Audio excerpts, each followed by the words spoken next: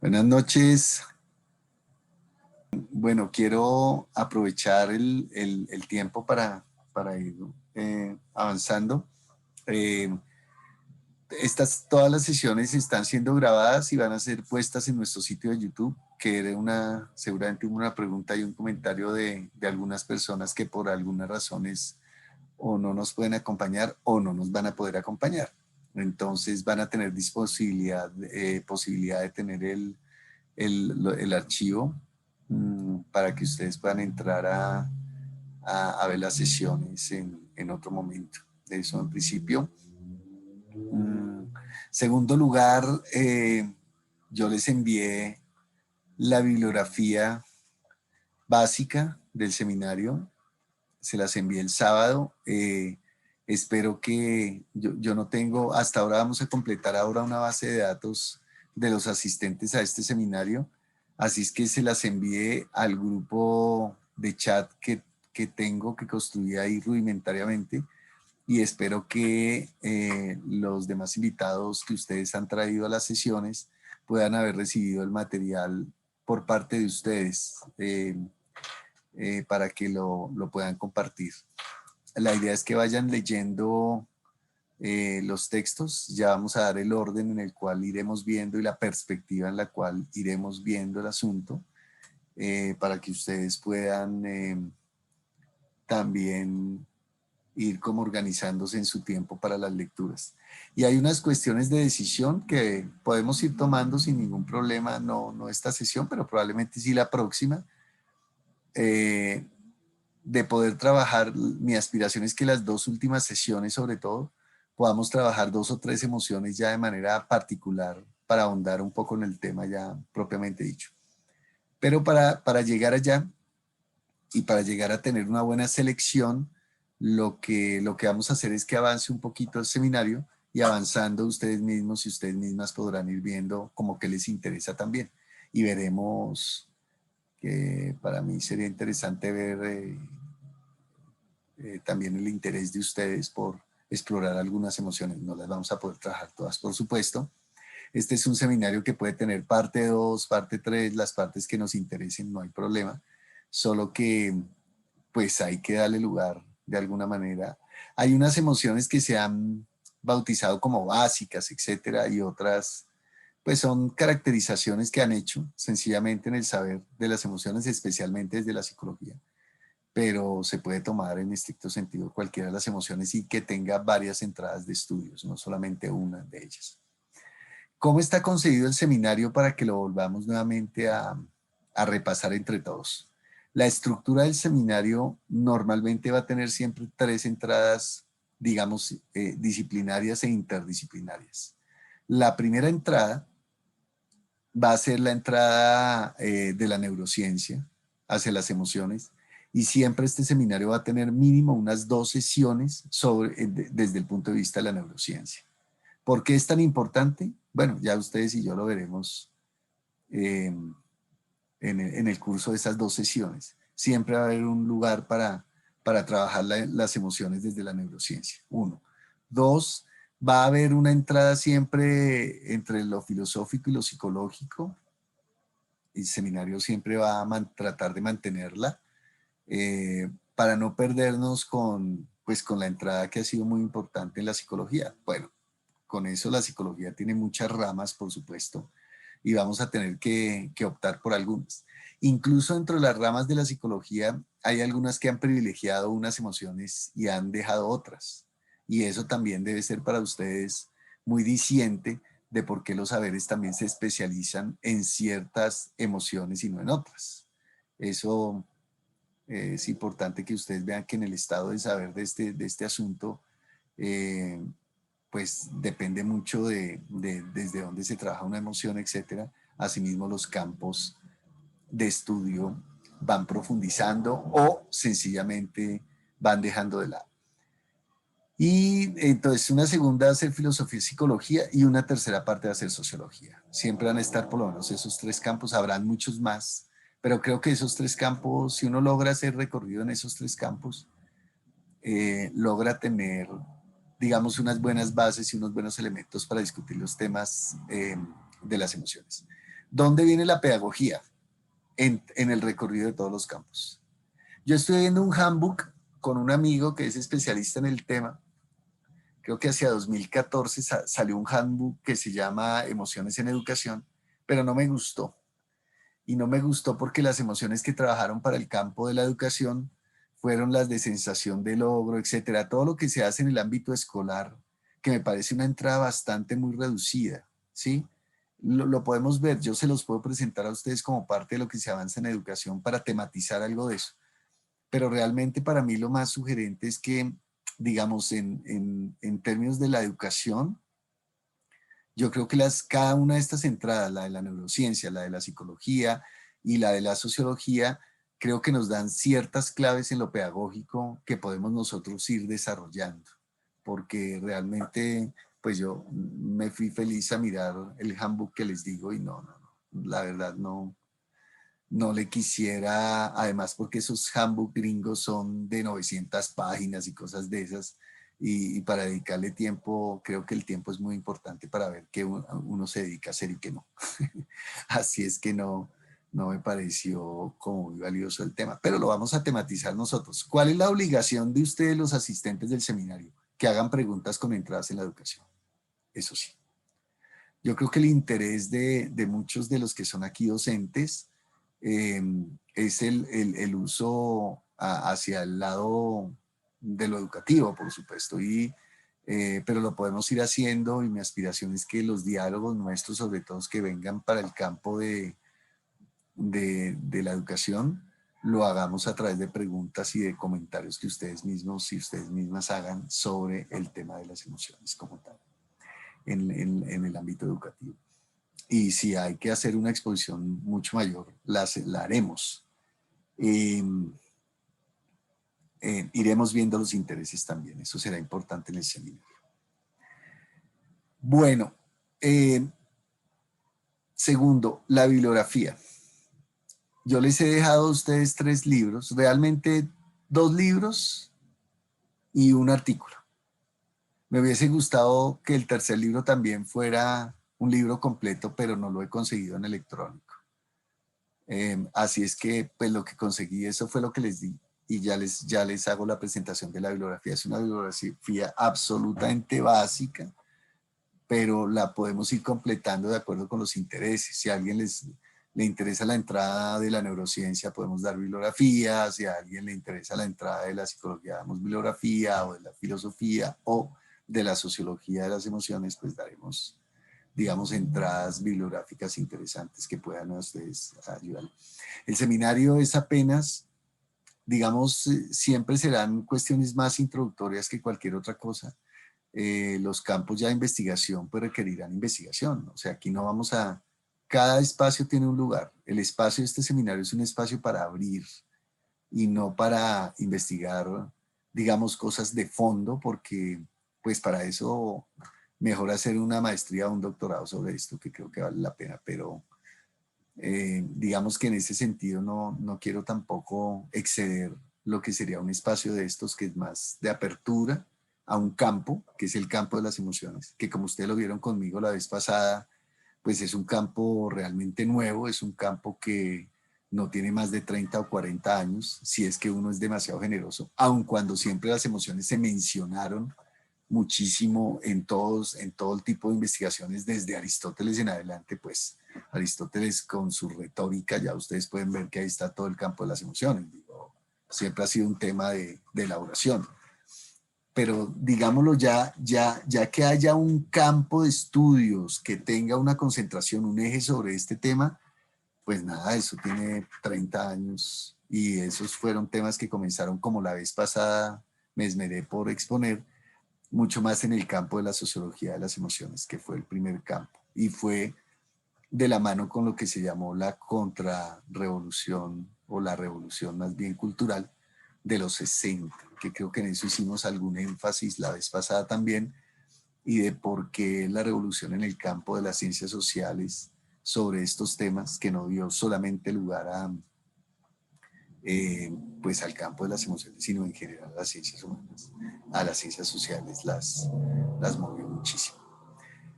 Bueno, 3 son los libros. El orden en el que vamos a trabajar los libros son, primero el de Martha Nussbaum sobre paisajes del pensamiento. Ese es un pequeño libro de 800 páginas. No lo vamos a trabajar todo, por supuesto, porque seguramente necesitaríamos algo así como un semestre para hacerlo. Así es que no lo vamos a hacer. No vamos a trabajar de Martha Nussbaum más que lo que ya les escribí a ustedes que vamos a trabajar. Vamos a trabajar sobre una conceptualización un poco más formal de cuando hablamos de emociones y del campo de las emociones, a qué nos referimos, cuáles son las características fundamentales de las emociones y qué contiene una emoción, digámoslo. Que eso ayudará muchísimo, sobre todo en el ámbito del ámbito analítico, digamos, de la composición de las emociones.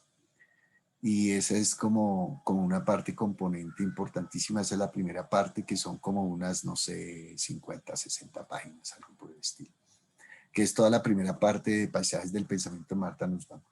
La segunda parte que vamos a trabajar de Paisajes del Pensamiento son las emociones en la primera infancia, que es como, si no estoy mal, como la tercera parte. Yo aquí estoy con mi memoria, porque no, y no voy a abrir ningún libro ahorita. Pero es como la tercera parte del libro donde está el apartado Las emociones y la primera infancia, que me interesaría muchísimo porque es un área que tiene una utilidad impresionante en la educación. Por eso me interesa mucho y ese es el apartado con el... Esos dos apartados son los que trabajaremos de Martha Nussbaum. Luego dejaré para otro seminario todo lo que son emociones morales y políticas, que digamos... son de los campos de estudio que no solamente Martha Nussbaum, sino otros escritores y filósofos y pensadores han hecho, psicólogos, sociólogos, etcétera. Pero lo dejaremos para otro seminario porque no, pues excede el campo de este seminario.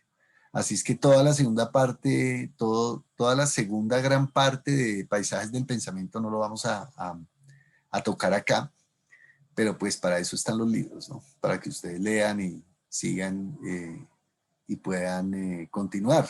Por eso me interesa darles los libros también para que de una u otra manera ustedes tengan la posibilidad de continuar. Este es el libro de Martha Nussbaum. De una vez lo que quisiera hoy es que ustedes puedan pensar un poco quiénes se interesan por hacer una presentación de esos apartados.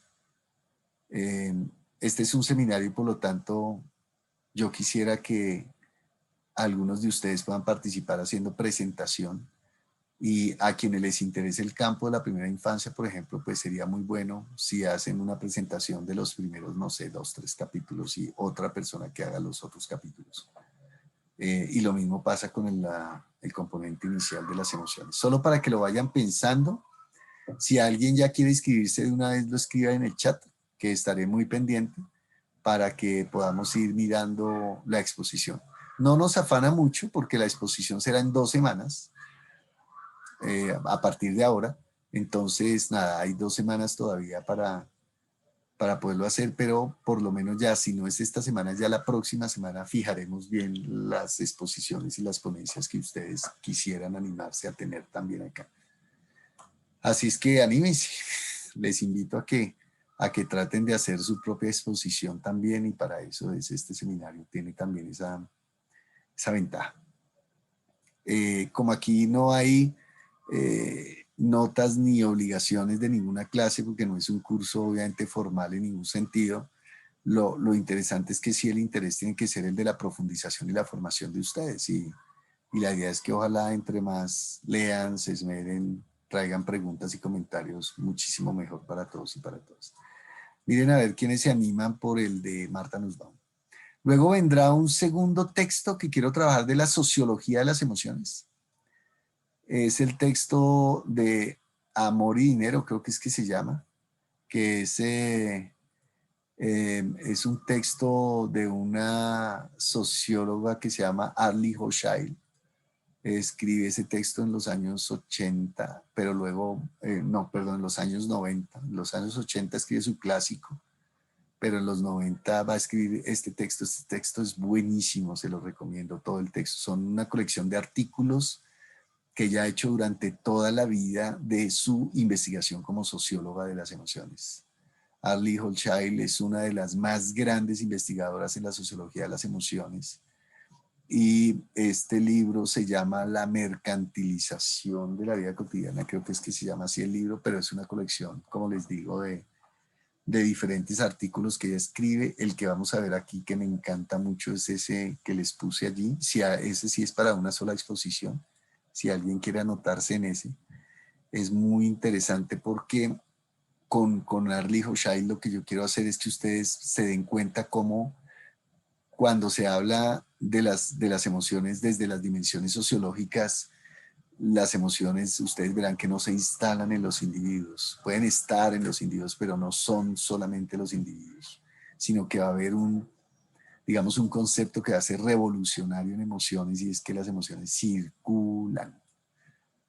Así es que no se quedan estacionadas, incluso ellas mismas tienen movimientos, no porque tengan vida propia, sino porque hay una reproducción de la sociedad en este sentido. Entonces, por eso es tan importante ir a la sociología y al campo de la sociología de las emociones. Y el tercer texto es un texto de Sara Ahmed, donde ahí es donde quiero estacionarme con unas 2 o 3 emociones. Ella trabaja varias, el odio, el miedo, etcétera. Son emociones, es el campo de las emociones más políticas, pero más desde la sociología también. Y además las 2 últimas son feministas recalcitrantes, las 2. Me encantan por demás, porque hacen unas rupturas culturales muy importantes que creo que son muy necesarias para la cultura nuestra, súper necesarias. Y entonces Arlie Hochschild, tanto como Sara Ahmed, son de giro feminista y son sociólogas. Entonces te van a dar un campo muy, muy, muy interesante sobre el estudio de las emociones. Esos son los 3 textos, ustedes los pueden ir viendo, los pueden ir hojeando, etcétera. Espero que lo hayan hecho durante el fin de semana, si es que no tuvieron cosas más apasionantes que hacer, para que pudieran entrar a verles. Eh, váyanlo viendo, y si alguien ya de una vez se quiere inscribir a una de las exposiciones, nada más me dice ahí en el chat y lo podemos ver. Vanessa Mora creo que está escribiendo. Bien, ahí revisaremos el chat más adelante. Vane, que es mi hija, además de ser mi hija, es como la persona que siempre eh, me asiste en estas cuestiones y acompaña, acompaña mis locuras de seminarios así libres. Entonces ella va a estar ayudándome coordinando aquí los chats para ir viendo quiénes están. Creo que ya hay una manifestación de interés por parte de Vanessa y alguien más sobre Nussbaum. Muy bien. Bueno, y también están los otros libros de sociología de las emociones que son muy buenos. No les puse a leer esta vez nada de neurociencia, pero probablemente la próxima vez, pero para eso ustedes van a escuchar al especialista, y les traigo un video de uno de los mayores especialistas hoy en día en el campo de neurociencias en emociones, que se llama Antonio Damasio. Antonio Damasio es un investigador portugués, pero que desde hace muchos años está trabajando en Estados Unidos, y es uno de los grandes investigadores y divulgadores de las emociones en el campo de la neurociencia. Lo vamos a escuchar hoy. Va a tener 3 intervenciones muy importantes.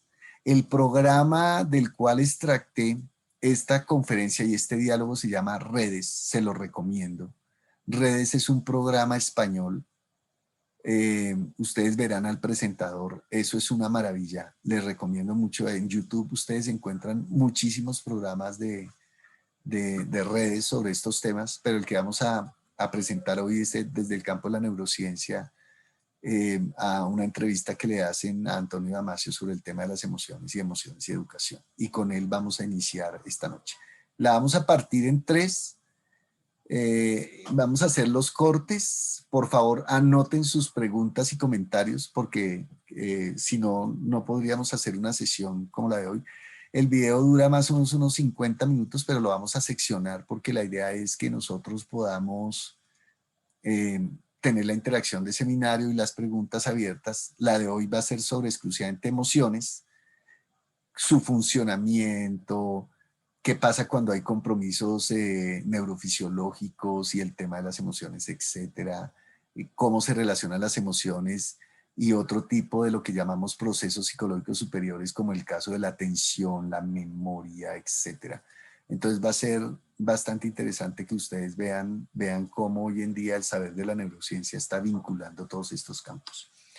La próxima semana traeremos a un investigador español para hablar de el cerebro ejecutivo, porque creo que hay que completar toda la función ejecutiva del cerebro, que es toda la función prefrontal, y cómo se relaciona esto con el campo de las emociones. Y yo creo que con esas dos, por lo menos le damos un repaso desde el campo de la neurociencia, cómo se está tratando el tema de las emociones. Por favor, no, yo no, bueno, quiero decirlo respetuosamente, no soy médico, no tengo esas especificidades en la preparación. Sí me he dedicado a estudiar el campo, pues porque desde la maestría que hice en la Javeriana, nosotros estudiamos el campo de la neurocognición para hablar de todo el tema de cognición y desde ahí y el campo emocional.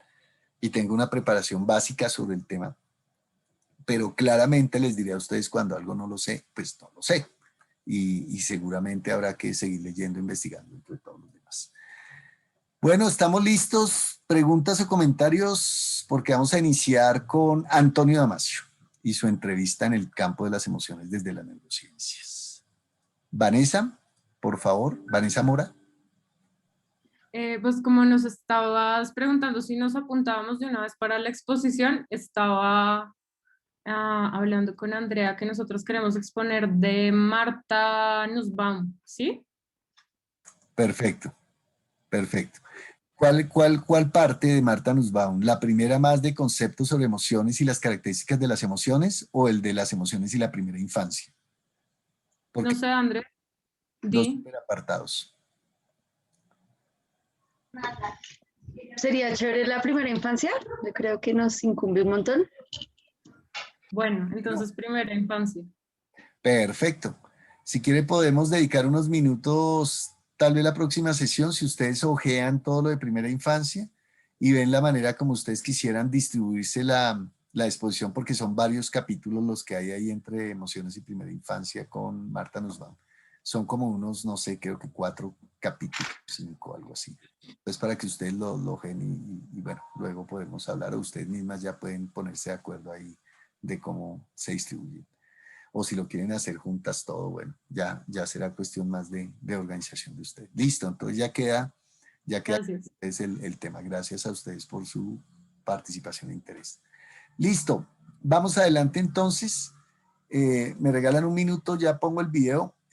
Yo siempre lo paro un momento para ver que efectivamente tengamos sonido, etcétera, y que estemos listos, ¿vale?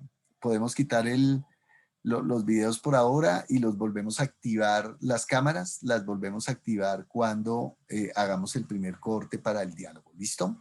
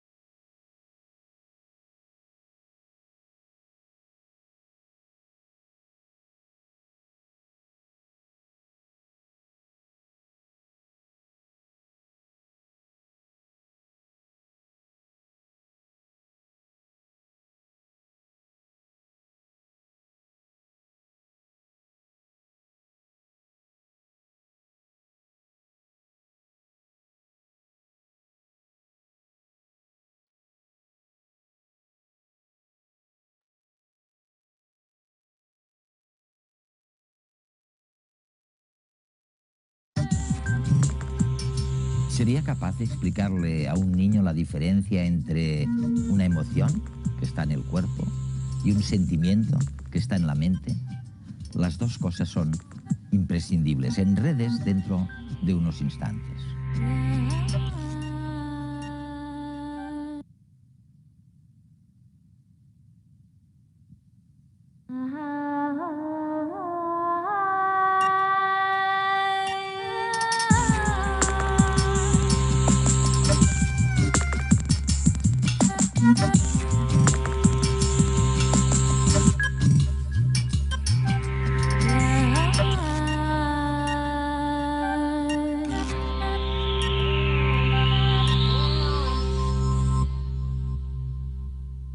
claro que nos gustaría incidir sobre el carácter de la gente y sobre los principios morales y sobre el comportamiento cívico de los ciudadanos.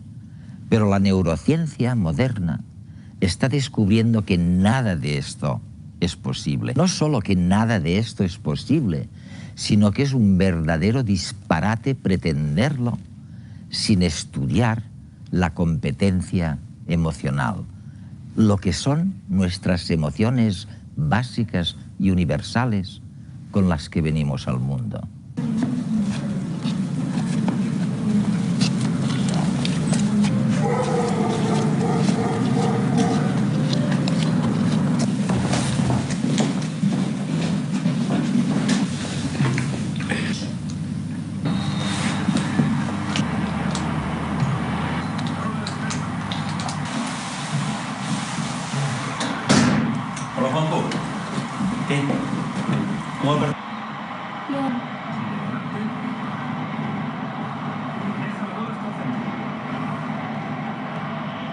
Mantiene la posición del balón. Se lleva la pelota. Estás marcado a la izquierda.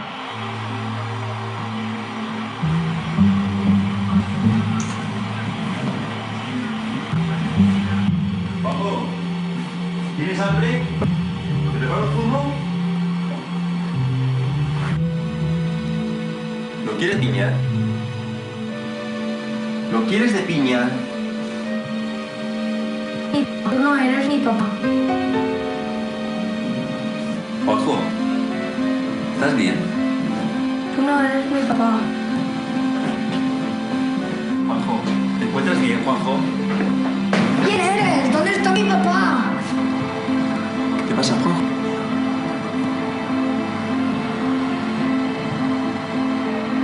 Dime, no te ríes. ¿Qué te pasa? ¿Qué te pasa?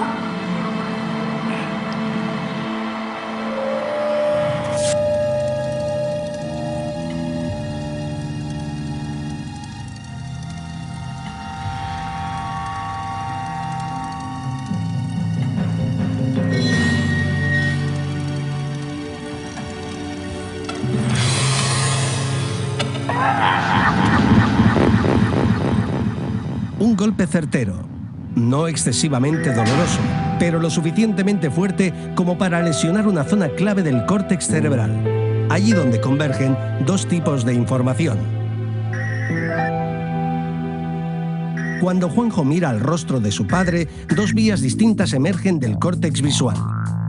La que pasa por el córtex temporal reconstruye las facciones y aporta un veredicto.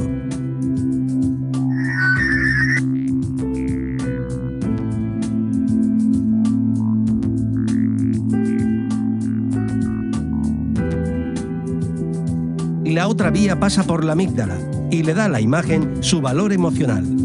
Asocia a ese rostro toda la carga de recuerdos emotivos, afectivos, de miedo incluso, toda la memoria emocional vinculada al dueño del rostro observado.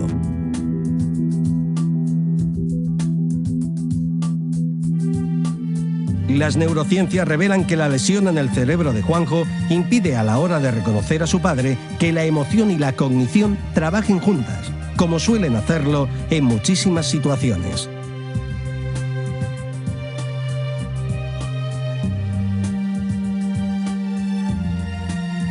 Es el llamado síndrome de Capgras, pero no es el único. Hay otros muchos trastornos mentales que empiezan hoy a ser comprendidos y que están arrojando luz sobre el papel de nuestras emociones y nuestros sentimientos. ¿Son estos imprescindibles en nuestro día a día? ¿De qué están hechos? ¿Pueden llegar a complicarnos la vida?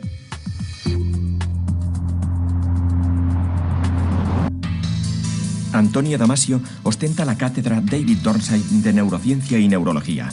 Además, es director del Instituto de Cerebro y Creatividad de la Southern California University y ganó el Premio Príncipe de Asturias de Investigación Científica del año 2005. Hoy podemos descubrir en redes su importante aportación a la investigación de las emociones y los sentimientos. Dices que los sentimientos son escurridizos. Y también dices que las emociones preceden a los sentimientos. En realidad lo que estás diciendo es que las emociones son muy importantes. Y es increíble ver, si miramos a nuestro alrededor, lo poco que se sabe sobre las emociones. Es cierto. En las escuelas, en las instituciones. Por ejemplo, vas a un campo de fútbol y a veces podemos encontrar puro racismo. Y nadie le ha dicho a esa gente que detectar las diferencias con el resto en el pasado remoto, en nuestro pasado remoto, en nuestros antepasados, era fundamental y probablemente necesario. Pero que en la situación de hoy día esto ha cambiado totalmente. Después de haber meditado tanto sobre las emociones, ¿sigues creyendo que estamos en un desierto? Estamos en un terreno menos desértico que hace 10 años. Creo que el hecho de que sepamos muchísimo más hoy en día sobre la biología neuronal de las emociones y los sentimientos nos ha colocado en una posición distinta. El problema al que nos enfrentamos ahora, Eduardo, es trasladar nuestro conocimiento científico al público general y también a la formulación de políticas. Es necesario que los líderes políticos y educativos lleguen a entender lo importante que son los conocimientos sobre la emoción y el sentimiento.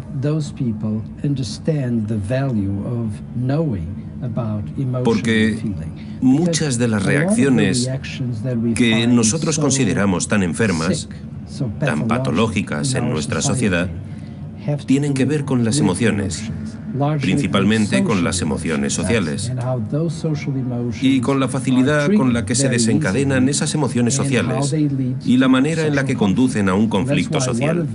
Por eso, uno de mis objetivos en el nuevo instituto que hemos inaugurado en la Universidad de California del Sur consiste en comprender las emociones sociales para poder abordar el conflicto social. Se trata de uno de los puntos principales de nuestro programa de investigación. Ya era hora. Me alegro de que te guste. Ya tocaba, madre mía. Cuando hablamos de dominar las pasiones, dices literalmente que no se puede conseguir solamente a través de la razón pura. Así es. Y luego dices, necesitas algo extraño, una emoción motivada por la razón. Sí, eso es exactamente, Eduardo. Lo importante es que hay dos posturas sobre cómo se puede contener la pasión. La primera es la que puede asociarse con Kant, en la que literalmente simplemente dices que no, y por pura voluntad lo niegas. Y luego está una postura que podríamos asociar con gente como Spinoza o como David Hume, mucho más humanizada, porque se percatan de que la mejor manera de contrarrestar una emoción negativa concreta es tener una emoción positiva muy fuerte. Exacto. Y de este modo, esto nos conduce a lo siguiente. Cuando hablamos de la fuerza de voluntad, la voluntad es realmente un método para educar a la razón en la búsqueda de un estímulo que pueda volverte positivo en tus emociones. La emoción adecuada. La emoción adecuada que pueda reprimir la emoción negativa. Esa es la idea. Y una de las cosas que trato en mi nuevo libro, En busca de Spinoza, es la idea, una idea que tenía Spinoza, de que para contrarrestar una emoción negativa,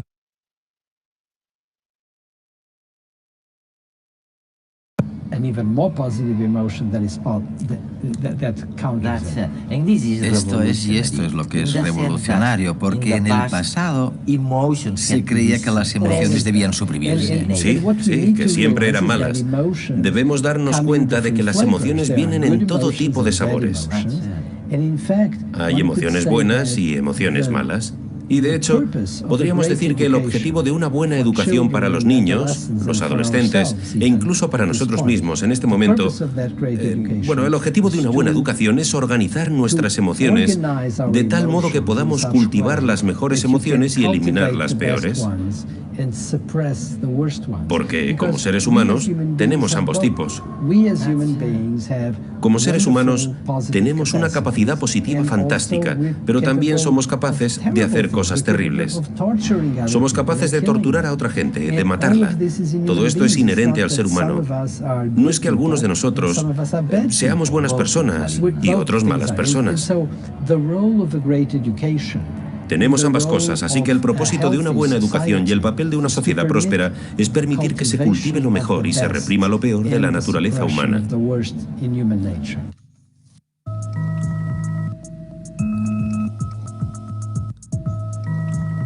¿Helado de fresa o de chocolate? ¿Mejor pantalón o falda para la entrevista de trabajo? ¿Dejo a mi marido o intento hablar con él para arreglar nuestros problemas? Tomamos decisiones todos los días, algunas más trascendentes que otras. Podemos acertar o equivocarnos en cada una de ellas, pero nos gusta creer que cada decisión es el producto de un análisis objetivo, frío y racional. Hemos construido un mundo que favorece la ausencia de emociones en la toma de decisiones. Las desdeñamos, son un estorbo, una especie de niebla que nos impide ver los hechos con claridad. Pero la realidad es muy distinta. Las emociones son el resultado de un conjunto de procesos que suceden en nuestro organismo. La felicidad, la vergüenza o la culpa son química en nuestro cerebro, tan solo cambios moleculares. No podemos eliminar las emociones de nuestro cuerpo, forman parte de nuestra propia biología. La forma en que nuestro cerebro percibe estos cambios es lo que llamamos sentimientos o sensaciones. Son esenciales para solucionar problemas que requieren creatividad o que deben tratar con grandes cantidades de información. Nos ayudan a decidir. Las personas con lesiones en una zona específica del lóbulo frontal del cerebro son aparentemente normales. Hablan perfectamente y su cociente intelectual es normal, pero toman las decisiones equivocadas. La zona del cerebro responsable de sentimientos y emociones está estropeada. Pierden su trabajo, rompen sus matrimonios. Simplemente parece que pasan, que las cosas no les afectan. Saben que actúan mal, pero no les importa. Carecen de sentimientos de vergüenza y de culpa.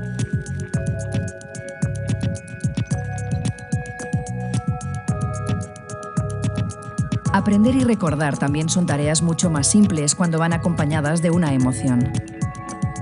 Cuando existe una lesión en esta zona del cerebro, la persona no puede utilizar los recuerdos asociados a emociones. Puede traicionar a un amigo sin ningún tipo de remordimiento. Decidir sin sentir nada. Quizás el sueño de un verdugo, pero para la mayoría de mortales una situación indeseable. Emoción y sentimiento van ligados a la especie humana y nos ayudan cada día a decidir qué queremos hacer con nosotros mismos.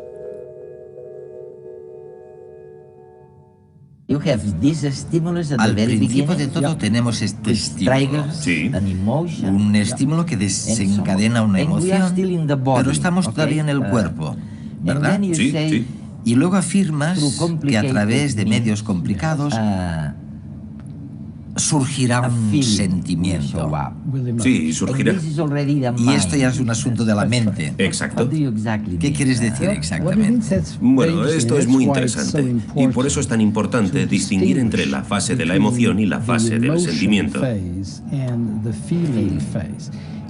Cuando experimentas una emoción, por ejemplo, cuando te invade la emoción de miedo, hay un estímulo que tiene el poder, la capacidad de desencadenar lo que es, en esencia, una reacción automática.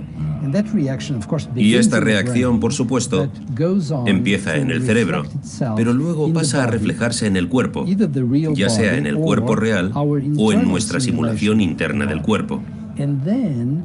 Y entonces tenemos la posibilidad de tramar, proyectar esa reacción concreta según la percibimos, con varias ideas que se relacionan con esas reacciones y con el objeto que ha causado la reacción.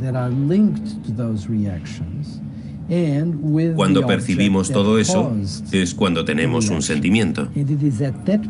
Así que percibiremos simultáneamente que alguien ha gritado, y eso nos inquieta, que nuestra frecuencia cardíaca y nuestro cuerpo cambian, y que cuando oímos el grito, pensamos que hay peligro. Es decir, eso es, que podemos o bien quedarnos quietos y prestar mucha atención, o bien salir corriendo. Y realmente es todo este conjunto, el estímulo que lo ha generado, la reacción en el cuerpo y las ideas que acompañan esa reacción, lo que constituye el sentimiento. Sentir es percibir todo esto, y por eso vuelve a situarse en la fase mental. De modo que empieza en el exterior, nos modifica porque así lo determina el cerebro, altera el organismo y entonces lo percibimos. Es fascinante porque, en cierto modo, aunque afirmas que las emociones pertenecen al cuerpo y los sentimientos a la mente, de alguna manera cuando intentas explicar los sentimientos estás diciendo, bueno, cuando tu equilibrio metabólico, tu fisiología, tu química interna funciona bien, entonces surge un sentimiento. Sí, así es. De tranquilidad. De tranquilidad. Eso es, de placer. Porque percibes que tu cuerpo funciona bien. Claro. Y cuando tienes miedo o estás enfadado, perturbas la fisiología normal. Creas conflicto, creas falta de armonía. Y es entonces, cuando esto pasa, cuando percibes que hay algo que no va bien y que ya no funciona. Si lo intentamos resumir un poco, estás diciendo que para tener sentimientos es necesario un buen sistema nervioso. Hay que partir de un organismo con un sistema nervioso que tenga la capacidad de proyectar en imágenes las emociones. Sí, sí. Y por último, pero no lo menos importante, hay que ser consciente de algún modo de uno mismo, de mi yo. Sí, es una teoría muy interesante, aunque es un poco como lo del huevo y la gallina. Todo lo que tiene que ver con la conciencia tiene muchísima importancia. Sospecho que nuestros sentimientos de emoción, especialmente los sentimientos más simples fruto de emociones del entorno, por ejemplo, suponen casi el principio de la conciencia. En cierto modo, no se puede tener un sentimiento propiamente dicho sin conciencia, pero no creo que se pueda tener conciencia sin un sentimiento, porque hay un punto en el que todo empieza. Y luego, las cosas entran en una espiral más complicada, en la que aumenta la conciencia y el sentimiento, más y más. Pero de algún modo es necesario el inicio. Si no sintiéramos nuestro organismo, para empezar, si no notáramos sus cambios, no podría haber conciencia. La conciencia está íntimamente vinculada con esta sensación inicial de uno mismo. Y para tener una sensación de uno mismo, es necesario sentir tu propio organismo y lo que cambia en él. Es necesario apoyarse en eso. Ahora entiendo por qué las plantas no tienen sentimiento. Ahí, eso es. Pese a lo que diga alguna gente. Sí, los que hablan con ellas. El sistema nervioso de mujeres y hombres es muy complejo. Por un lado está el sistema nervioso autónomo, que controla el latido de nuestro corazón, la respiración y la sudoración, en función de las necesidades de cada momento.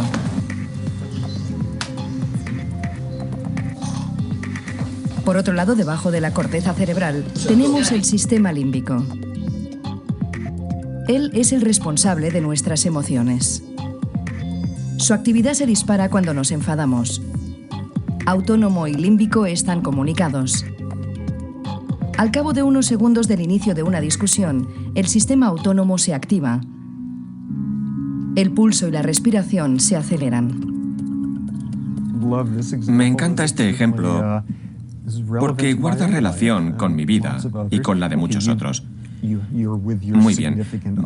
Pues estás con tu compañero o compañera, con tu pareja, y acabas de hacer algo terrible. Te has portado como un imbécil. Te peleas y en algún momento te das cuenta de que has sido un imbécil y te disculpas. Ella al principio está furiosa contigo. Luego, acepta tus disculpas. Cuando desaparece el enfado, el sistema límbico se relaja. Pero el sistema autónomo tarda un poco más en recuperarse. Cuando aparentemente la refriega ha terminado, el pulso todavía no ha vuelto a la normalidad. Tú empiezas a pensar que ya pasó la tormenta. ¿Y qué pasa? De repente ella se acuerda de algo terrible que hiciste hace 27 años. No habías pensado en eso en años, pero de repente ella lo recuerda y quiere volver a discutirlo. No puedo creer que hicieras aquello en 1804. Este tipo de cosas. Fue hace 20 años y tenemos que volver a hablarlo ahora mismo. Lo interesante es que cuando activas el sistema nervioso autónomo, tarda más en desactivarse en las mujeres como media que en los hombres. Y lo interesante de este ensayo concreto es que se publicó por primera vez en una de estas revistas de hombres, de esas que explican cómo conseguir grandes músculos y una relación perfecta, y les encantó. Porque, no sé, parece explicar una experiencia que todos conocemos. Justo cuando pensabas que todo estaba arreglado, no está arreglado en absoluto. ¿Qué pasa aquí? Creo que la explicación tiene que ver con cómo sentimos las emociones y cómo decidimos qué hacer con las emociones. Afortunadamente, este desfase no es muy grande y en pocos minutos el sistema autónomo de la mujer también vuelve a la normalidad. Bueno, por lo menos hasta el próximo conflicto. Pensando en el futuro, hay una referencia aterradora en tus escritos sobre una investigación que se desarrolló en el Hospital Salpêtrière de París por un científico llamado Yves Agide. Sí. Están tratando pacientes de Alzheimer o Parkinson. Sí, Parkinson, eso es. Y utilizan electrodos. Electrodos, sí. Para activar algunos circuitos neurales. Y una de las cosas que pasó en un momento dado es que de repente, mientras exploraban a un paciente de este modo, un electrodo provocó algo, definitivamente tocó algo que hizo que la persona se desplomara en una tristeza absoluta. Y luego, al revés, ¿no? Hacia la alegría. Eso es. Si pensamos en el futuro, Dios mío, Antonio, tenéis en vuestras manos la posibilidad de provocar en la gente la más absoluta tristeza o alegría. Por supuesto, estas posibilidades existen, pero no hay que pensar en ellas como algo aterrador, sino de un modo positivo. Piensa por un momento en la posibilidad de que alguien con una depresión, que esté profundamente triste y no responda a la medicación, pueda tratarse utilizando algo así, mediante la estimulación eléctrica de una parte concreta del cerebro. Piensa lo mucho que podríamos ayudar a esa persona. Creo que, igual que sucede con todos los aspectos de la investigación que tienen que ver con seres humanos, siempre hay una parte que podría explotarse de manera negativa. Claro. Pero también hay otras cosas que podrían ser muy positivas. Como lo de las células madre, ¿no? Sí, por ejemplo, tenemos todas estas posibilidades que probablemente mejorarán el mundo en 10, 20 o 30 años, que harán que menos gente sufra. Sin embargo, como sociedad, debemos ser responsables del uso correcto de estos progresos. Debemos utilizarlos inteligentemente. Y la sociedad debe decidir cómo utilizarlos a través de un debate amplio.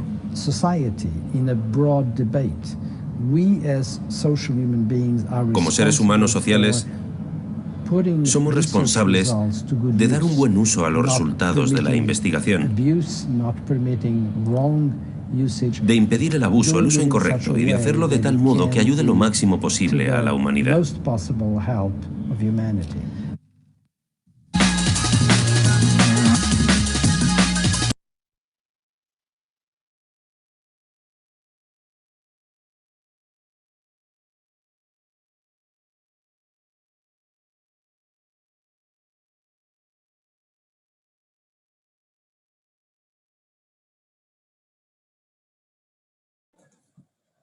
Bueno, primera parte de este maratónico asunto.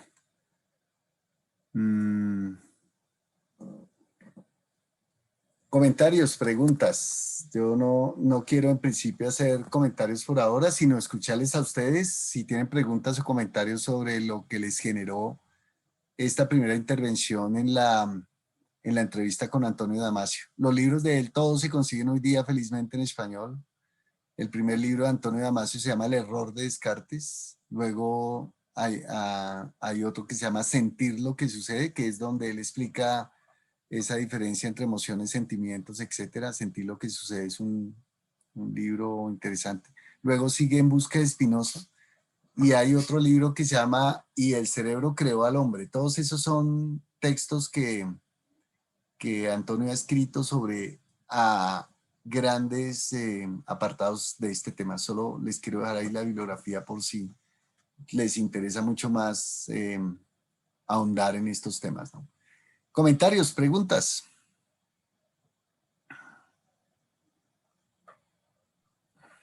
Nelson.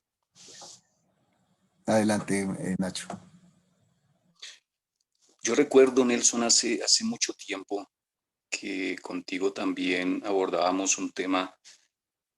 Yo no, en ese momento no creo que la palabra fuera desde el campo de la neurociencia, pero sí, no sé si te acuerdas cuando hicimos un seminario sobre inteligencias múltiples, y una pregunta que recuerdo que se me ocurre también se le puede hacer a las emociones en el escenario de las neurociencias es si ellas son innatas.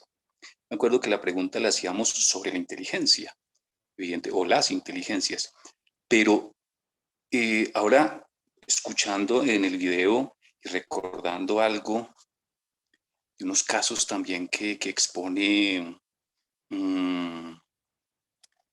el autor de El hombre que confundió a su mujer con un sombrero, de Oliver Sacks, y expone algunos casos que hacen pensar de alguna manera en si lo evidentemente natural o innato es esa condición físico-química y la reacción que nos producen los objetos o las personas es lo que nos produce algo que no nos pertenece, que incluso creo yo, hoy leyendo en la tarde a la autora que nos recomendabas en su primer capítulo, veía cómo las emociones son una reacción, ¿cierto?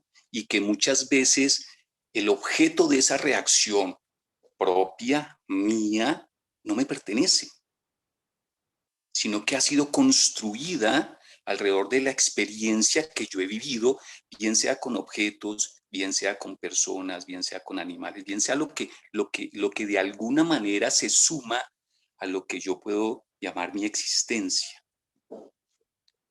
Y vuelvo un poco a la pregunta, y también como comentario, ¿son las emociones innatas? ¿O lo que hay innato ahí es una serie de sustancias físico-químicas o reacciones físico-químicas que nos dan la posibilidad o la oportunidad de reaccionar frente a estímulos que provienen del conjunto de personas o de objetos que nos rodean? Gracias, Nacho. En la segunda parte del programa ustedes van a ver que esta es una pregunta que se aborda, así es que no la quiero dejarla como parqueada para que la discutamos en la siguiente parte, donde van a invitar a dos especialistas también en este campo para hablar un poco sobre el tema. Lo que yo adelantaría desde ahora es que hoy en día no se habla tanto de lo innato, pues que fue una pelea más del racionalismo por allá del siglo XVII, del siglo XVI, XVII, incluso XVIII. Pero hoy en día de lo que se habla más bien es como de predisposiciones, de unas predisposiciones que vienen con la estructura neuronal que nosotros traemos por dos procesos que son muy importantes y que ya Piaget los había descrito, ¿no? La ontogénesis y la filogénesis. Tal vez hoy en día no se habla tan así, pero es cuál es la historia misma de la especie que hace que, digamos, hoy en día hay como una especie de estudios en biología y en neurociencia donde integran los campos de teoría de la evolución con composición cerebral y donde se va viendo, y hay libros especializados en eso donde te van mostrando cómo el cerebro es una especie de construcción de millones de años, de capas, ¿sí? Desde una médula importante a capas, a capas, a capas. Y permíteme Nelson, recordar un texto que de alguna manera también abordamos en ese momento, la arqueología de la mente. No sé si te acuerdas de Steven Mitten. De Steven Mitten, sí. Describe un poco lo que estás contando. Exactamente. Sí, hoy en día eso ha avanzado un montón, desde esa época hacia acá. Pero estos eran textos que en esa época eran la innovación, pues, de este campo, y que en este momento, pues, hay pues, muchos autores. Veremos la próxima semana un autor español, y ahí les recomendaré 2 libros que hablan muy en términos de divulgación sobre el tema para que entendamos un poco, digamos, cómo se ha ido entendiendo la composición cerebral a partir de la historia también de millones de años de las especies, ¿no?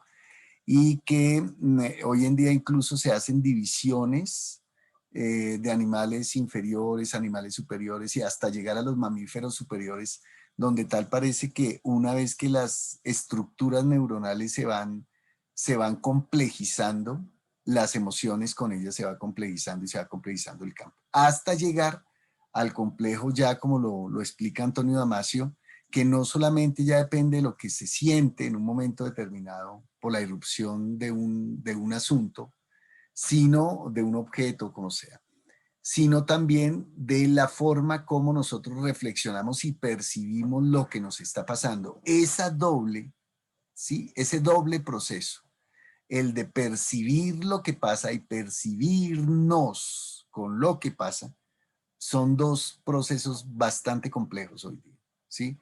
Y que ustedes ven que esa es la diferencia entre emoción y sentimiento, según lo ha expresado Antonio Damasio. La emoción es más lo que pasa con nosotros. Y el sentimiento es mucho más lo que percibimos que está pasando con nosotros. Y es por eso en el campo más de los sentimientos que de las emociones, donde sí se podría trabajar en el campo ya propiamente dicha de la elaboración y de la elaboración entre sentimientos que están coactuando en el ser humano. La otra cosa que es importante decir es que los sentimientos no van por ahí solos, ¿no? Sino que hay una red de interacción entre los sentimientos y las emociones. Y es una red que incluso una emoción te puede llevar a una o a varias emociones y se construye toda una red de lo emocional muy importante, que es como va el asunto. O sea, usted no verá solamente que el miedo actúa per se y va por el lado del miedo o el asco, la emoción que quieras, la ira, sino que aparte de eso están conectadas de una u otra manera con otras emociones, que es lo que hace que se complejice mucho este campo. Esa es como la primera parte que quiero decir. Entonces, hay unas predisposiciones que por historia filogenética la especie la constituye, pero hay otra serie de disposiciones, de predisposiciones que se van dando en los seres humanos que tiene ya que ver con la ontogenética, es decir, cómo nosotros mismos vamos construyendo toda una serie de procesos que están muy conectados con las estructuras cerebrales que tienen que ver con las experiencias únicas que cada ser humano va teniendo y la manera como esas experiencias van configurando el cerebro. Se supone, y ustedes lo verán, que hay procesos de estos que se consolidan todos en primera infancia, pero hoy en día se ha descubierto que no solamente en primera infancia, sino que en la adolescencia se van construyendo otros, e incluso hay procesos como la función ejecutiva, que hasta después de los 30 años, y eso ya está hoy en día muy estudiado en la neurociencia, se logran completar.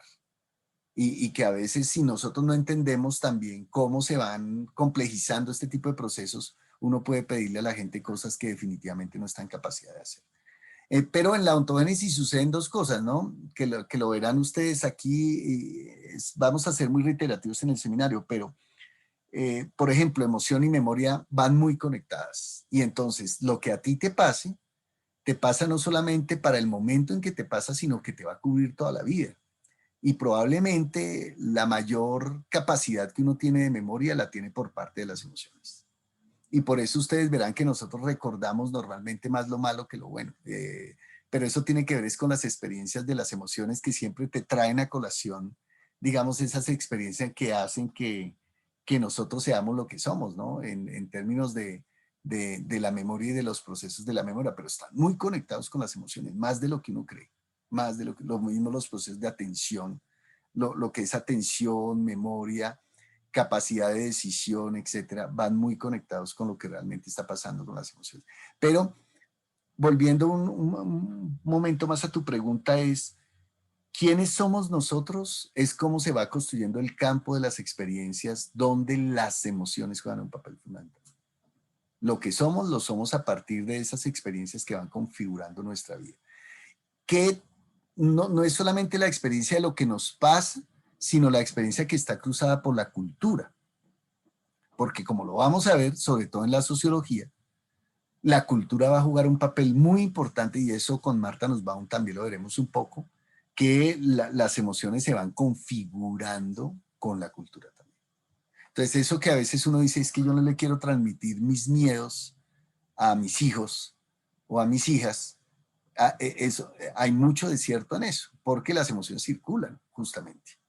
Y mucho de este campo de las emociones se van elaborando y se van construyendo en la medida en que interactuamos con otros y con otras. A eso es a lo que ya nosotros llamamos experiencia.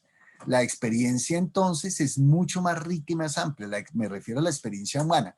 La experiencia humana no es solamente la experiencia con los objetos o con situaciones, sino es la experiencia de la interacción con la vida y con la vida de los demás. Así es que lo que uno haga en términos de interacción, y ustedes lo van a ver con primera infancia, con niños y niñas, eso les va sencillamente a tener allí para toda la vida. Digamos que en el campo de las emociones rasgos importantísimos es que de acuerdo con esas experiencias es por eso que cada quien es cada quien.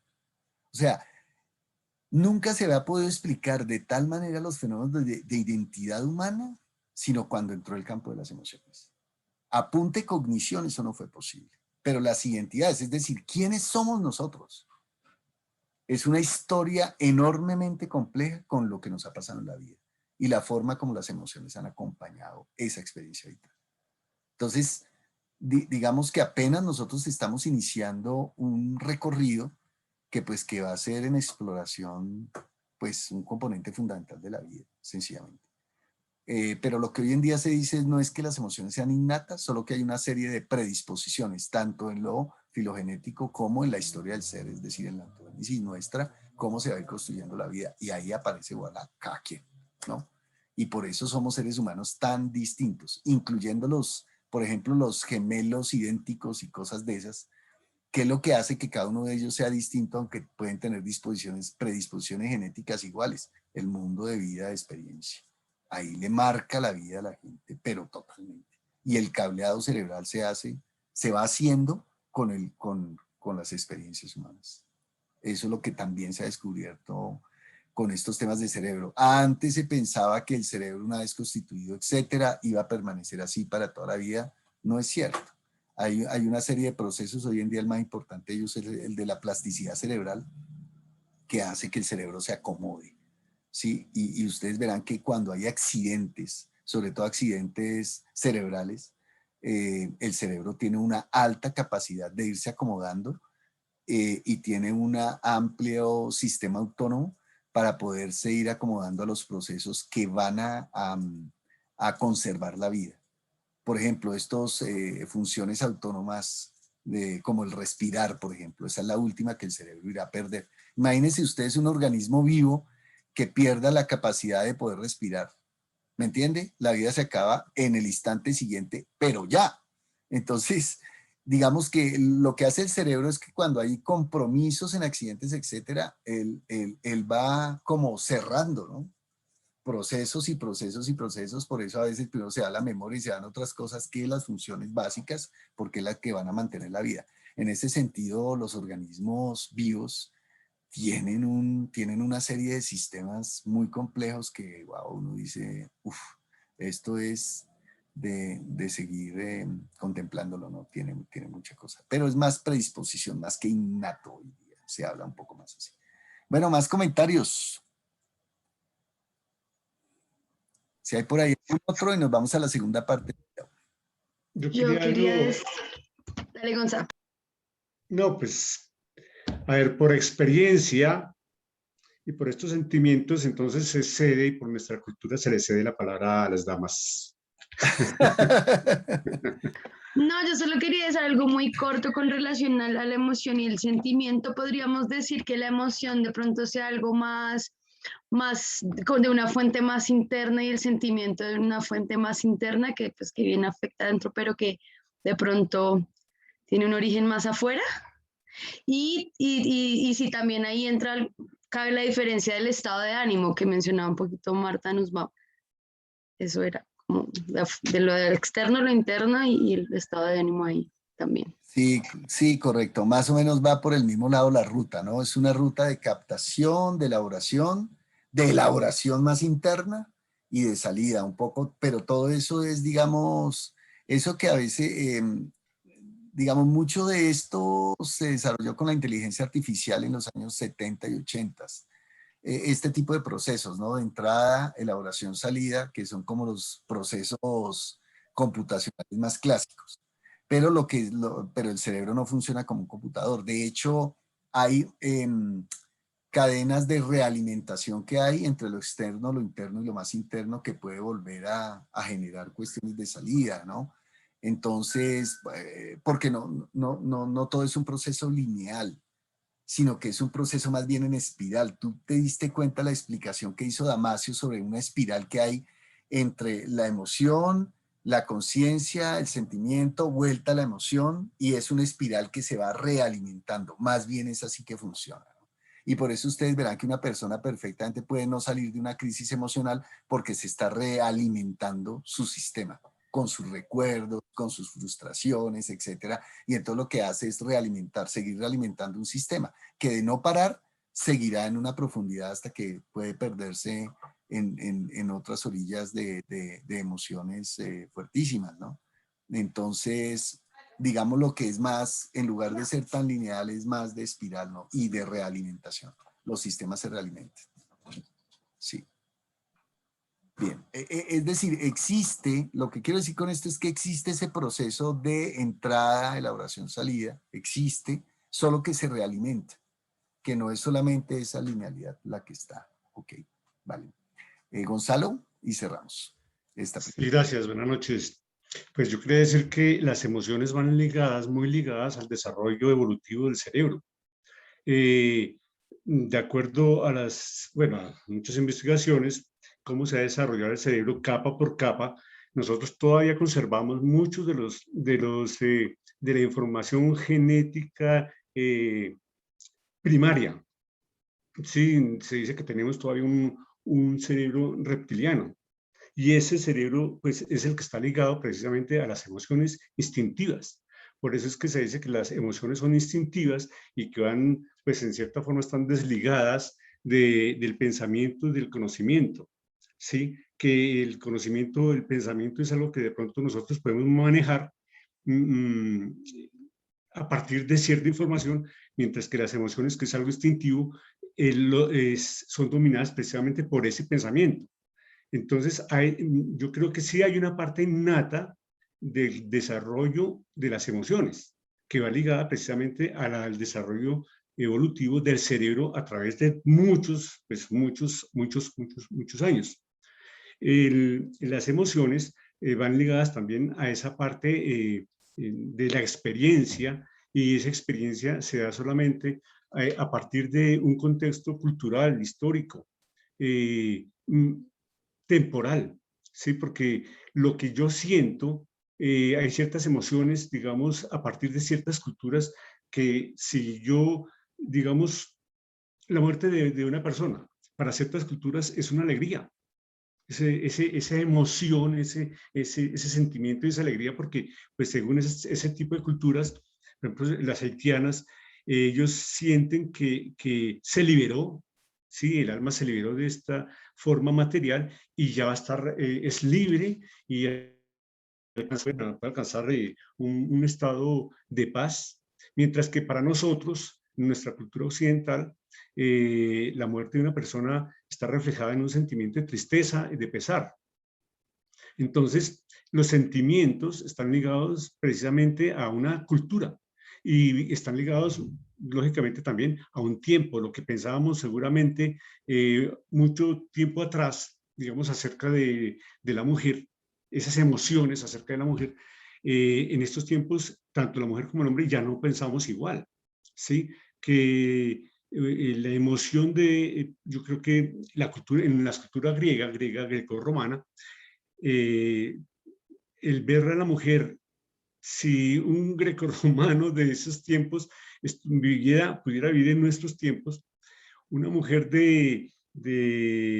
según nuestros modelos de 60, 90, si estoy mal, ¿qué? 90, 60, 90, la estaba redondeando de otra forma. Es que no voy con eso, pero bueno, es la forma comercial como se venden las cosas, 90, 60, 90. Si un griego de esos tiempos se trasladara aquí, la emoción y los sentimientos serían otros. No es la mujer que seguramente le serviría, entre comillas, a esa persona, porque no es una persona que le va a dar hijos, una mujer fuerte, una mujer trabajadora, porque pues la cultura era otra. Entonces las emociones, yo creo que, pues según las investigaciones, sí tienen una parte innata con el desarrollo evolutivo y otra parte que depende de una cultura, de un bagaje momentáneo, de un territorio. Entonces, y que se pueden incluso manejar a través del pensamiento, del conocimiento, ¿sí? Los monjes, bueno, una cultura tan fuerte mentalmente, en pensamiento como la tibetana, pueden dominar sus sentimientos, sus emociones, solamente con el conocimiento y el manejo del pensamiento, con el desarrollo de ciertos conocimientos para manejar esas emociones. Entonces, por eso es que yo sigo diciendo que las emociones es algo instintivo, es todavía algo que depende de una experiencia, y la experiencia depende de lo que lo rodea. Y el pensamiento y el conocimiento sí podrían en cierta forma, y sí pueden, con el desarrollo de ese pensamiento, se pueden manejar esas emociones. Hay emociones innatas, instintivas, y que son corporales, mientras que el pensamiento y el conocimiento es algo que se va adquiriendo y que puede dominar esas emociones, ¿sí? Hay emociones, hay un autor norteamericano, William, que maneja el tipo de emociones como si fuera algo de decisiones. Yo decido, y todo lo que me ocurre es porque yo lo puedo decidir, y trata de manejar las emociones porque yo decido estar triste o porque yo decido estar contento, alegre. Y ese tipo de emociones tampoco es tan sencillo manejarlas así, si no es con el desarrollo de un pensamiento, pues, con mucha profundidad. Y este autor incluso trata de manejar enfermedades, porque yo decido, ¿cierto? Yo decido qué hacer con mis emociones, qué hacer con mis ideas y con mis actuaciones. Bueno, no me quiero alargar para que alcancemos también. Sí. Vale, muchas gracias por tus comentarios. Tendría dos comentarios, pero prefiero darle la palabra a Leonardo, que también tiene un comentario, una pregunta. Adelante, Leonardo.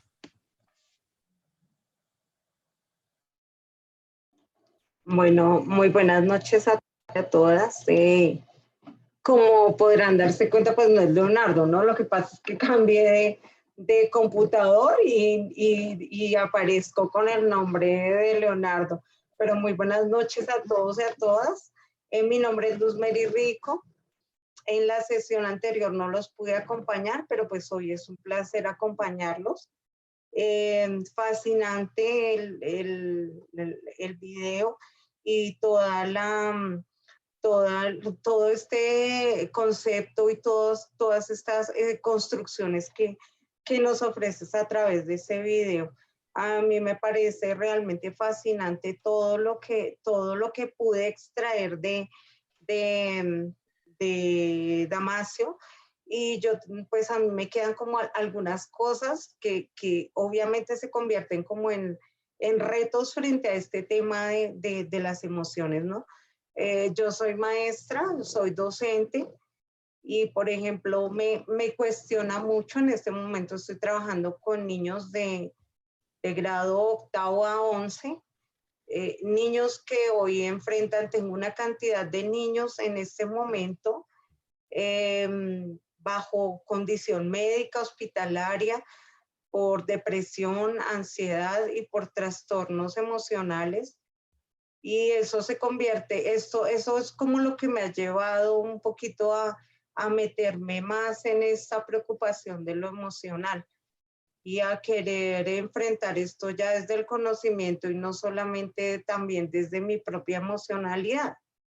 Entonces yo veía, por ejemplo, dos cosas. Puede uno la conclusión desde la mirada científica decir que la emoción es una reacción química, mientras el sentimiento es una acción consciente cerebral. Esa sería. Y en ese sentido, cuando uno habla de educar emocionalmente desde la escuela, por ejemplo, tiene una función de educar al niño o al joven para su vida social y política. ¿Y a qué apuntaríamos? Como a la educación de los sentimientos. Y bueno, yo creo que pues eso lo iremos desarrollando, ¿no? Pero es como digamos, como la gran pregunta que me surge. Lo otro es que pues que Damasio hace una afirmación que a mí también me causó curiosidad, y es que él dice que las emociones sociales. Entonces mi pregunta es, ¿hay unas emociones que no sean sociales? ¿Hay algunas que no se puedan considerar sociales?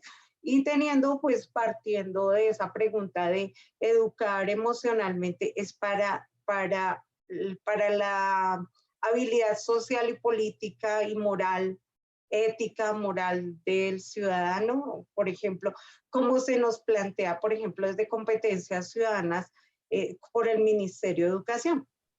Y la última cosa que así me surge como cuestionamiento es, bueno, habla de la diferencia entre la relación entre el sistema límbico y el sistema autónomo. Podríamos ver que hay una emocionalidad diferente en las mujeres que en los hombres, que pues es una de las temáticas que he trabajado y que me causa también mucha curiosidad. Son como esas tres grandes esferas y esas tres grandes inquietudes las que me deja el video y que me parecen fascinantes. Súper, sobre muchas de ellas volveremos. Efectivamente, digamos que ahí hay una pelea fuerte teórica entre la dimensión social o sociológica, si ustedes quieren, y las emociones. De hecho, si tú le preguntas a un sociólogo, él dirá, del campo de las emociones, él dirá que no hay emociones que no sean sociales y que de hecho las emociones circulan, como lo veremos más adelante. Más adelante me refiero no ahora, sino en exposiciones más adelante.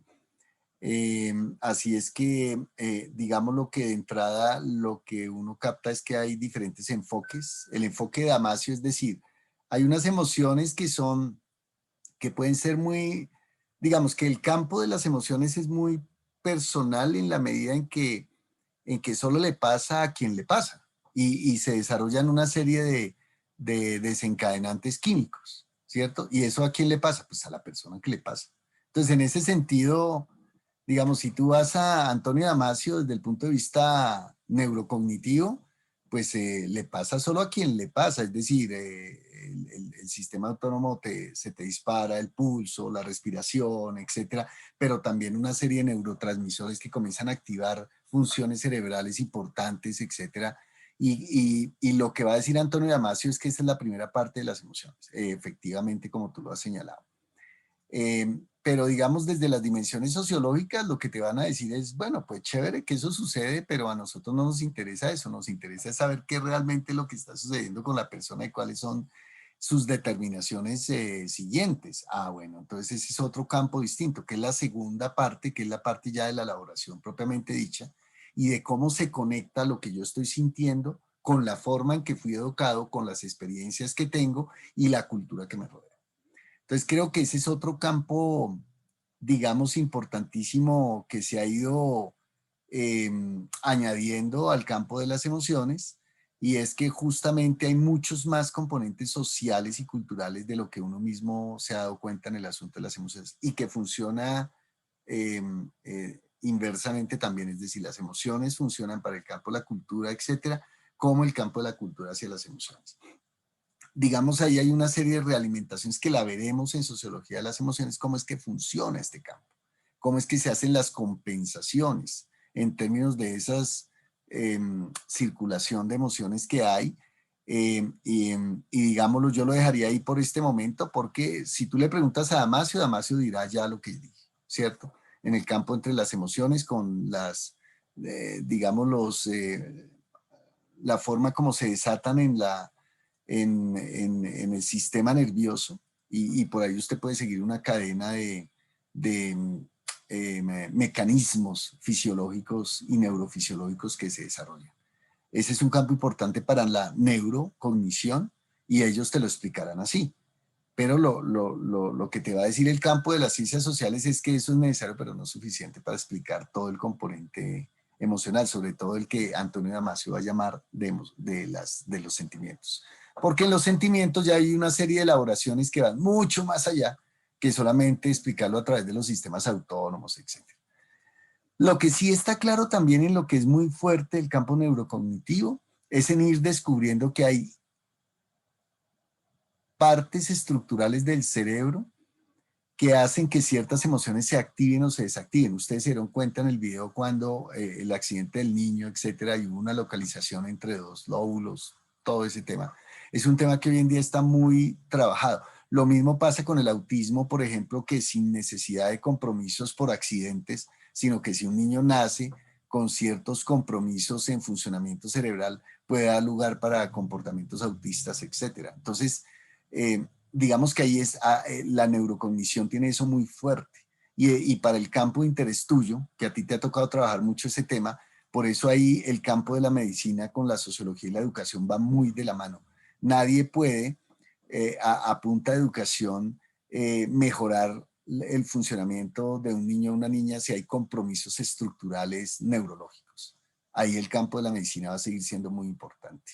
Pero el otro lado de la cuestión es que usted puede tener ese campo neurológico funcionando, pero usted no puede a partir del funcionamiento neurológico decir que puede controlar el miedo o cosas así, porque ese es un asunto más que tiene que ver ya con el manejo mismo que se le da a las emociones a través de las representaciones que uno mismo en la conciencia vaya haciendo. Y ustedes se dan cuenta que él hizo ahí una división que es muy problemática entre cerebro y mente. Ese es todo un tema clásico en neurociencias, ¿sí? De si el cerebro es la mente y si la mente es el cerebro. Y lo que hoy en día se dice es que definitivamente el cerebro tiene una serie de funciones químicas, fisiológicas, etcétera, pero que definitivamente la mente arranca cuando el ser humano ya comienza a hacer reflexión y autorreflexión. Y eso ya excede el campo del cerebro. Que tiene que ver con funciones cerebrales como las que vamos a ver la semana entrante, claro que sí, pero ya es otro campo porque ya es la constitución del yo, sí, es ya la constitución de quién soy, de cuál es mi historia, de qué siento, ese ya es otro nivel. Pero y ahí quiero responderle un poco a Gonzalo, el campo hoy en día que se maneja tanto en neurociencias como en sociología de las emociones es que no hay una división entre las emociones por un lado y la razón por el otro, sino lo que hay es una especie de ida y vuelta entre los campos emocionales, vía hacia la cognición, vuelta al campo emocional. Y tal parece que incluso, como lo dice Antonio Damasio, realmente la inauguración de la conciencia la tienen las mismas emociones, y cuando los seres superiores comenzaron a preguntar, ¿qué es lo que me está pasando? Ese pasando a mí, ese registro de mi cuerpo, es lo que ya comienza a hablarse de conciencia. Pero no se hace sino desde el campo mismo de las emociones, porque es la materia prima de la conciencia. Mejor dicho, uno podría decir eso con Antonio Damasio, ¿no? Que esa es su tesis más fuerte, ¿no? Y es que la materia prima de la conciencia son las emociones. Sin emociones no puede haber conciencia. Pero las emociones no agotan la conciencia, sino que puede haber una realimentación hacia el campo de las emociones. Entonces es, digamos, una especie de proceso de ida y vuelta, donde ahí no hay una división. Ya hoy en día nadie trabaja esos temas como si hubiese una división entre el campo emocional, el cerebro del reptil por un lado y el cerebro humano por el otro, y están como en pelea. No, lo que hay que ver es cómo es que funcionan, cómo se realimentan, cómo esos sistemas hoy día interactúan. Es más por ahí por donde va la ciencia. El último tema que tú señalabas sobre el tema de la educación y ciudadanía, mira, las competencias ciudadanas quedaron supremamente cortos con el tema de las emociones. Las emociones nunca pasaron a ser parte de las competencias ciudadanas.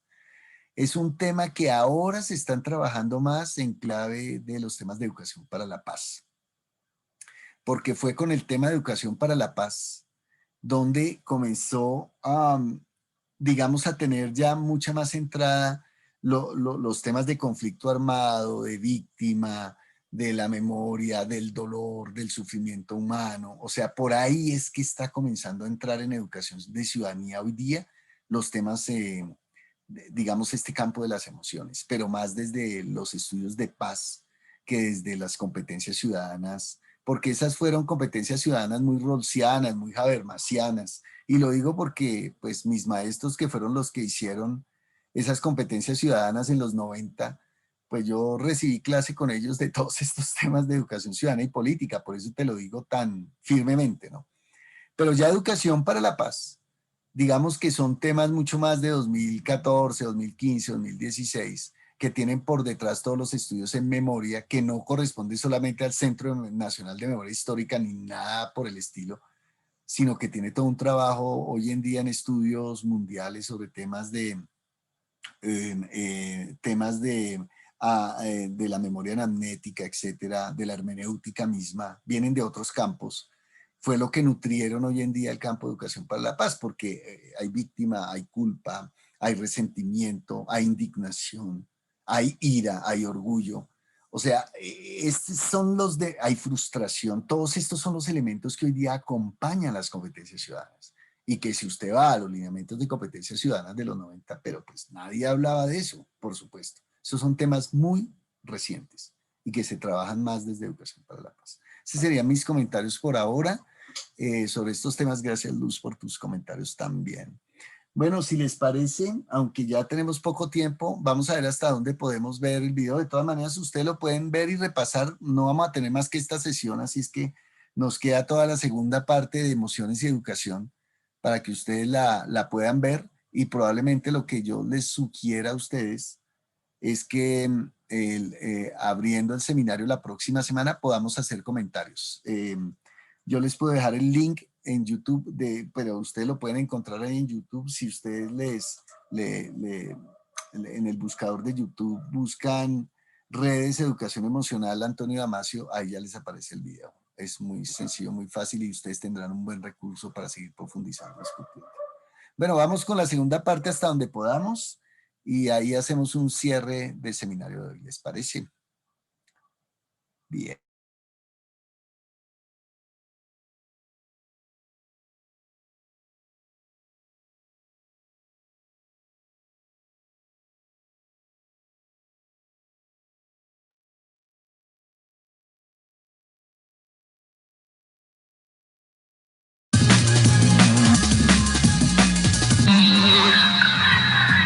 A veces, cuando intentamos recordar un evento, no somos capaces de describirlo al completo. Algunas cosas se nos olvidan. Un nuevo hallazgo de la Universidad de California podría revelar este misterio al comprobar que una sola experiencia queda fragmentada en diferentes partes del cerebro. Existen 3 partes en el cerebro para almacenar una única experiencia. El hipocampo procesa la memoria contextual, pero los estímulos desagradables de la experiencia vivida no quedan retenidos en el mismo lugar, sino en una zona de la corteza cerebral. Una tercera parte engloba las anteriores.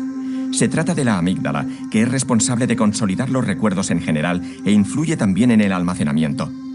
Lo más intrigante del estudio es que esta división no afecta a nuestro recuerdo, puesto que siempre lo pensamos como un único evento. Cuanto más sepan los científicos sobre las partes del cerebro relacionadas con el recuerdo, mejor podrán entender las posibles causas del deterioro de la memoria.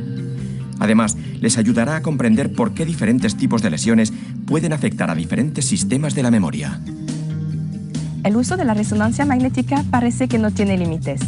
Ahora, investigadores de la Universidad Temple de Filadelfia la han empleado para mostrar cómo áreas específicas del cerebro se activan cuando alguien miente.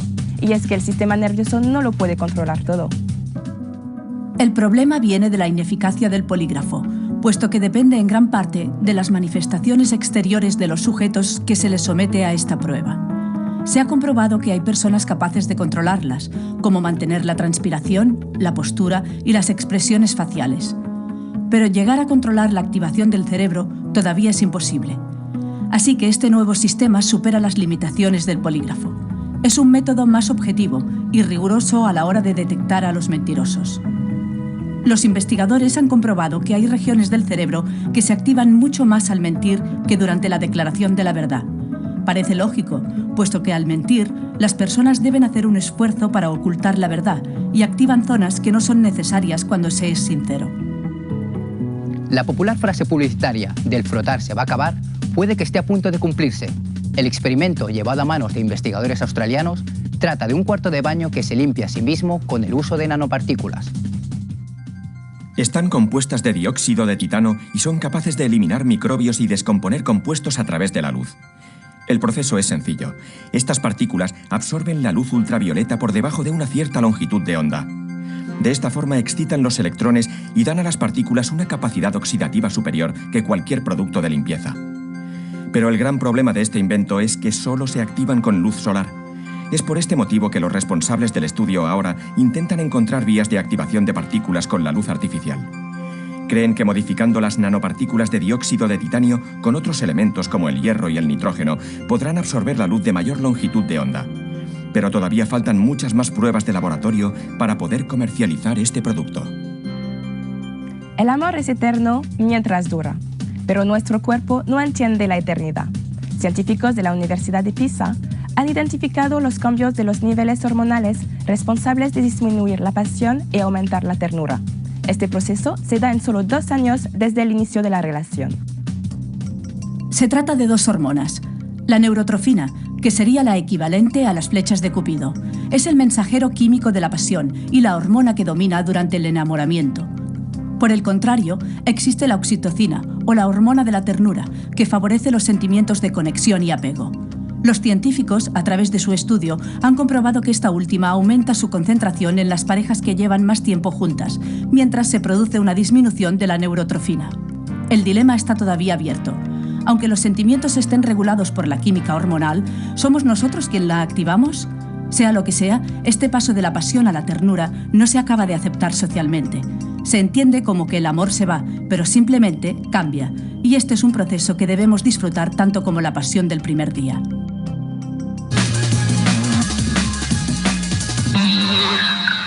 Bienvenidos a esta segunda parte de Redes.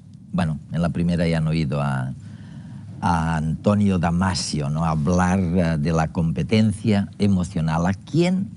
Díganme, ¿a quién no le gustaría poder influir en el carácter de sus hijos o de otras personas, en los principios morales de un colectivo, de una nación, o incluso en el comportamiento cívico de los ciudadanos? Bueno, pues todo eso lo han intentado sin mirar las emociones, sin que nadie se ocupara, ni en las escuelas, Oye, es fantástico, es que es increíble.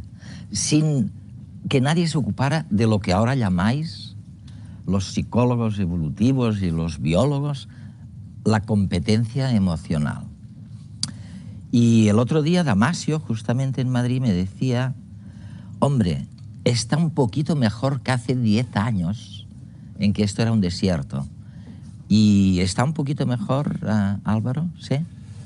Sí, yo creo que sí. Yo creo que el tema es un tema apasionante, ¿no? Y está empezando a tomarse conciencia de su importancia en la educación.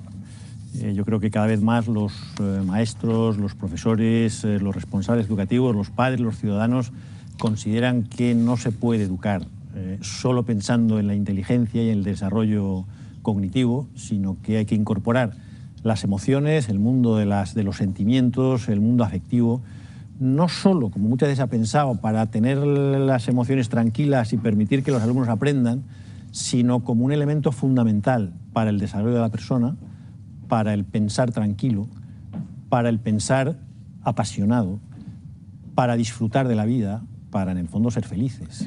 Una de las cosas que dice Damasio es que la emoción, bueno, primero hay un estímulo, un grito de miedo fuera, lo que sea, y eso tiene un impacto sobre tu cerebro, a lo mejor se te ponen los pelos de punta, lo que sea. Y luego empiezas a decidir, él dice es pura emoción, es cerebro, es cuerpo.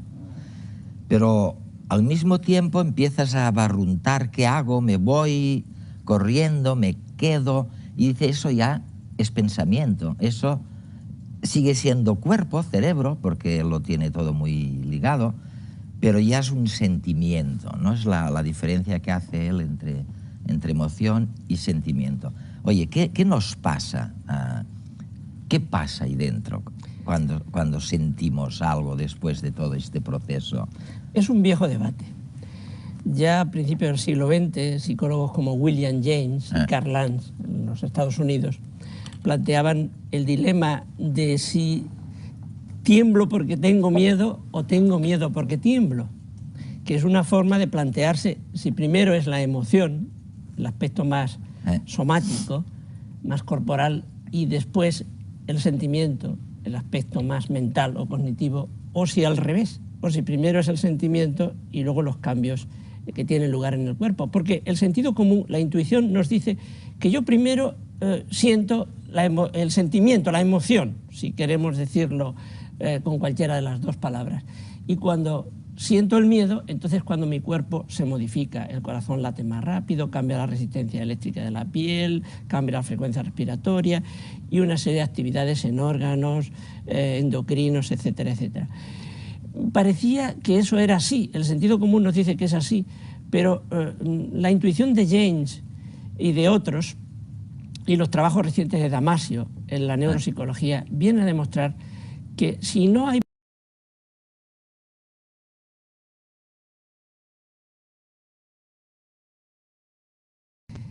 el tipo de sentimiento que se puede organizar no es exactamente un sentimiento fuerte, intenso, maduro. O sea que la emoción precede el sentimiento. Al sentimiento. Ah, el sentimiento es como la lectura de lo que está ocurriendo en el cuerpo. O sea que James tenía razón. James tenía razón, aunque ha sido muy criticado ese planteamiento. Ha habido mucho debate fisiológico, psicológico respecto de ese tema. Oye, y otra pregunta, Ignacio. Y ahora dice, van más allá, y dicen, si quieres neutralizar, controlar una determinada emoción, llamémosle pasión, no lo vas a hacer con la lógica y la razón, sino que vas a utilizar la razón para que te induzca otra emoción. Exacto. Sin la cual no vas a controlar. Esa es la clave. Eso ya es gordísimo, ¿no? Estoy absolutamente convencido de que eso es así. ¿Estás? Absolutamente. Pues oye, va siendo hora seguramente de que alguien diga a los niños y a los maestros, ¿no? ¿Qué son esas Pero historias? si me permites, es que yo no estoy totalmente de acuerdo con la idea de que la educación emocional ha estado absolutamente ausente. Probablemente ha estado ausente de una forma decidida y explícita, organizada, estructurada. pero las emociones son tan antiguas como el hombre mismo, ¿no? Y es muy difícil que ningún tipo de educación, por antigua que sea, haya habido una ausencia total de, vamos a decir, tratamiento implícito o explícito de las emociones. Incluso los grandes tratados éticos, religiosos, la Biblia, el Corán, etcétera, si uno se para bien a pensarlo, no son más que ya propuestas pedagógicas para intentar de alguna forma refrenar, controlar o modular las emociones. Bueno, evitarlas, controlarlas, pero no para profundizar en su conocimiento. El problema está en que no ha habido una propuesta intencional, coherente, que atendiera el desarrollo emocional de todos los niños desde sus edades tempranas hasta los 16, 18 años al menos. Es decir, que normalmente el trabajo emocional está muy presente en las edades infantiles y también en la educación primaria, en donde los maestros pues entendían que la relación emocional con los alumnos era fundamental. A partir de ahí, pues yo creo que la prioridad cognitiva y de conocimientos ha sido casi absoluta. Ahora, lo que se plantea no es solo que el maestro de manera intuitiva trabaje el campo emocional, sino que haya una reflexión científica y pedagógica, es decir, bueno, ¿qué mecanismos hemos de utilizar? ¿Cómo facilitamos lo que ahora se denomina la alfabetización emocional? ¿Qué papel puede tener la amistad, la confianza en el desarrollo de los alumnos y en las relaciones sociales? ¿Cómo la amistad y la confianza facilita la lealtad, la empatía, la solidaridad con los otros? Es decir, ¿cómo se construye todo eso en la educación? Lo vamos a ver, y a lo mejor lo vamos a ver después de un reportaje que os quiero pasar, porque una vez me acuerdo que me invitaron a estudiar el proceso de aprendizaje en el extranjero de los robots, y yo dije, pero ¿el proceso de aprendizaje de los robots? ¿Para qué de los robots? Y me dijeron, porque estudiando los robots a lo mejor aprendemos algo sobre el proceso de aprendizaje de los homínidos, de los humanos, y aquí nos pasa algo parecido. Si ahora se dañase la parte prefrontal del cerebro, su vida cambiaría de forma radical. Podría razonar o realizar ejercicios lógicos, pero se desconectaría emocionalmente.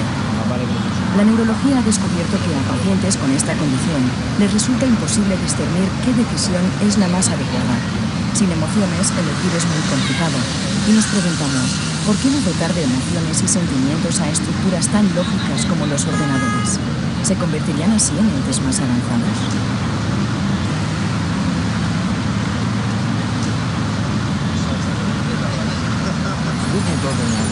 Hemos incorporado a nuestros robots modelos emocionales.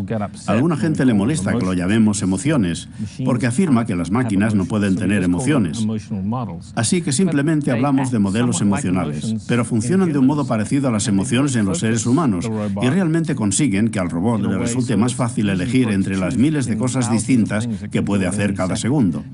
Esto le proporciona cierta orientación general al robot. La segunda mitad del siglo XX estuvo marcada por grandes avances tecnológicos. En este periodo, el ser humano fue testigo de cómo los ordenadores superaban con creces su velocidad de cálculo. El enfrentamiento hombre-máquina llegaba a su máximo apogeo en 1997, cuando el programa Deep Blue vencía al entonces campeón del mundo de ajedrez, Garry Kasparov. Durante los últimos siglos de nuestra historia, el género humano se ha ido viendo despojado de todo aquello que lo volvía especial. Hubo un tiempo en el que la Tierra era el centro del universo, pero llegó Galileo y nos lo arrebató. Seguíamos siendo distintos de los animales, hasta que Darwin también nos quitó esa idea. Bueno, todavía nos quedan las emociones. Solo la gente y los animales tienen emociones. Como cuando Garry Kasparov perdió ante la máquina de ajedrez Deep Blue en 1997. Había perdido toda una vida de trabajo y lo había derrotado esa máquina. Pero lo que dijo fue, bueno, por lo menos no ha disfrutado ganándome. Seguía siendo especial, tenía emociones, la máquina no. Y por cierto, la máquina no tenía emociones en absoluto, tenía razón. Él sentía emociones y la máquina no. Pero creo que en el futuro nuestros robots sí tendrán emociones y el pobre Kasparov tendrá que encontrar otra cosa para sentirse especial.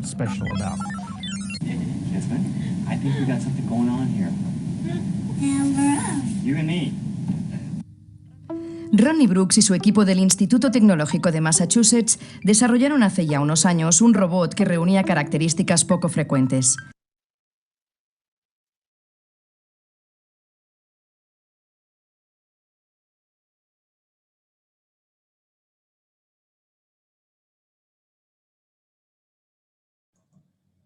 Bueno, por tiempo creo que no vamos a lograrlo. Sin embargo, Vanessa está escribiendo en el chat el link para que ustedes lo tengan y puedan mirar la conclusión del video, y creo que ustedes se dieron cuenta que esta segunda parte ya es una parte muy cercana a los temas de educación y emociones que parece importante. Entonces, ahí ustedes ya tienen el link para que los copien. 2 informaciones para el cierre, no alcanzamos a... Bueno, es un seminario, así es que no, los que tengan comentarios, etcétera, los pueden hacer la próxima sesión, no hay lío. Vamos a iniciar normalmente el seminario también con comentarios que ustedes tengan que hayan quedado al cierre de la sesión y que no hayamos podido haber hecho como pasó hoy, y por ahí arrancamos entonces la siguiente sesión.